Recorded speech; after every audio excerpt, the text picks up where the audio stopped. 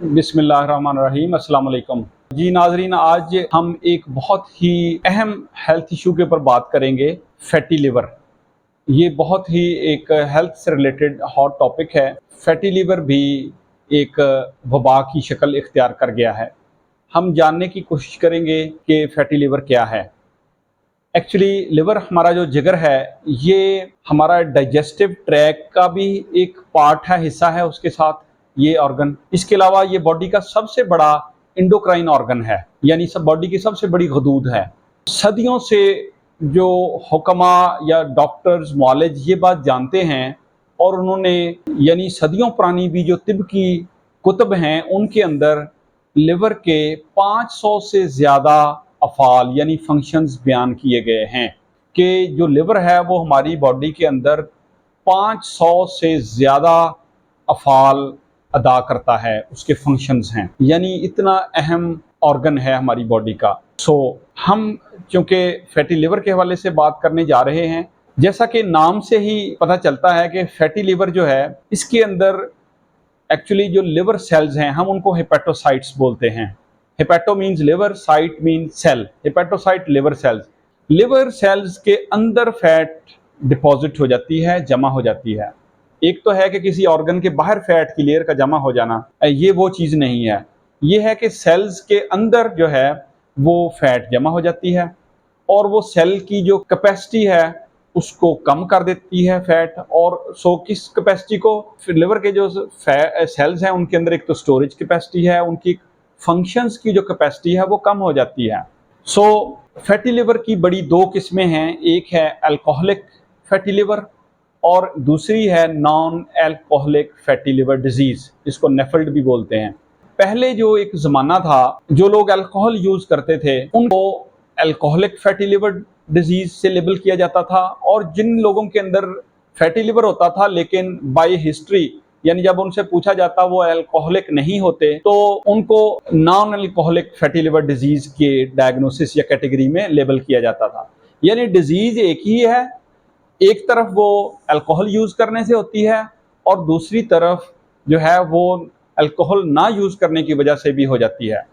तो इसका मतलब है कि ये बहुत ही क्रिटिकल पॉइंट है, हमें यहाँ सोचने की ज़रूरत है कि ये क्या हुआ कि जो लोग अल्कोहल यूज़ कर रहे हैं उनको भी फैटी लिवर हो रहा है, और जो लोग अल्कोहल नहीं यूज़ कर रहे उनमें भी फैटी लिवर हो रहा है। बल्कि पिछले जो 20 से 30 साल के अंदर ये नॉन अल्कोहलिक फैटी लिवर जो है ये इंक्रीज कर गया। इसकी तादाद जो अल्कोहलिक फैटी लिवर था उससे ज़्यादा हो चुकी हुई है। तो पता ये चला हमारा जो लाइफस्टाइल है, जिसके अंदर हमारी जो जंक फूड हम इस्तेमाल करते हैं, और मैं इसको मोर प्रीसाइजली अब एक्चुअली जो चीज़ है उसके ऊपर लेके आऊँगा कि हम जो शुगर्स इस्तेमाल करते हैं उसके अंदर जो पोर्शन फ्रुक्टोज है, ये काज है सबसे बड़ी फैटी लिवर की। हमारे जो सेल्स हैं बॉडी के, उनके अंदर बहुत ज़्यादा फ्रुक्टोज को डील और मैनेज करने की मशीनरी ही नहीं है, एबिलिटी नहीं है।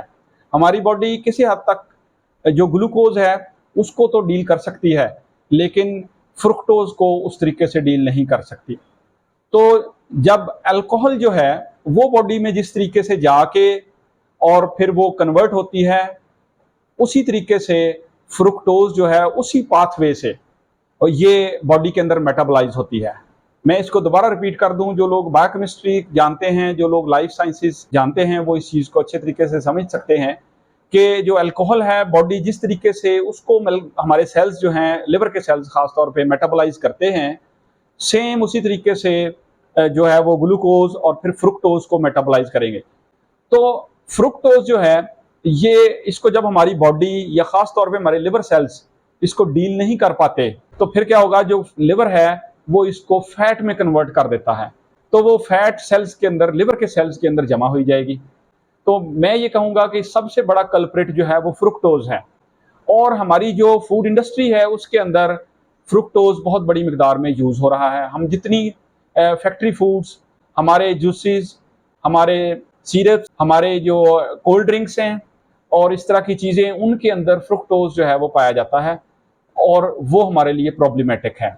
एक तो आज का जो इंसान है उसकी एक्सरसाइज नहीं है, फिजिकल एक्टिविटी इतनी नहीं है, और ऊपर से वो जो फूड इस्तेमाल कर रहा है और जिस वे में इस्तेमाल कर रहा है वो उसका लिवर सेल्स उसको डील नहीं कर पाते और फिर वो लिवर के सेल्स के अंदर फैट की तौर पे जमा हो जाती है।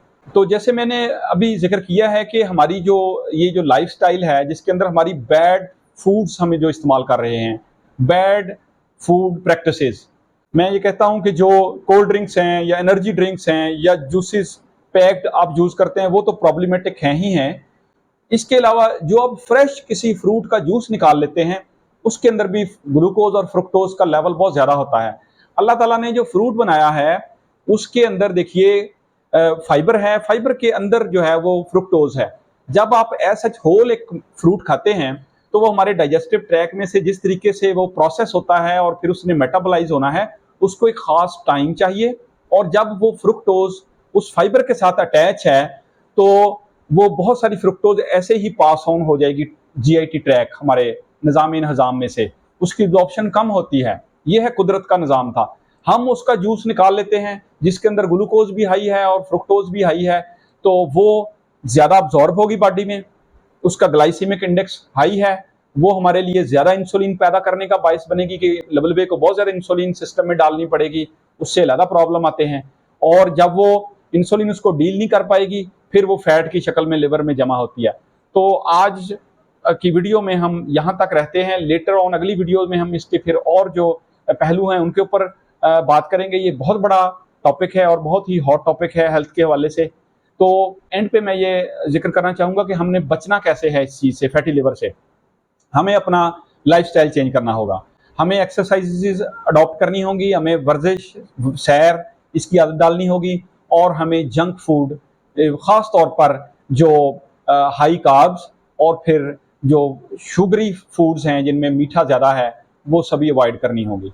और उसमें कोल्ड ड्रिंक्स भी हैं, उसमें एनर्जी ड्रिंक्स भी शामिल हैं, जूसेस भी शामिल हैं, ये सब। और इवन बहुत ज़्यादा फ्रूट का इस्तेमाल करना भी प्रॉब्लमेटिक है। हमारी बॉडी जो है वो इतने ज़्यादा फ्रूट को टैकल करने के लिए बनी ही नहीं है, ये हमें समझना होगा।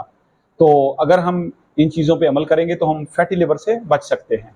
उम्मीद है आपको ये वीडियो पसंद आई होगी। अपना बहुत सा ख्याल रखिएगा। शुक्रिया।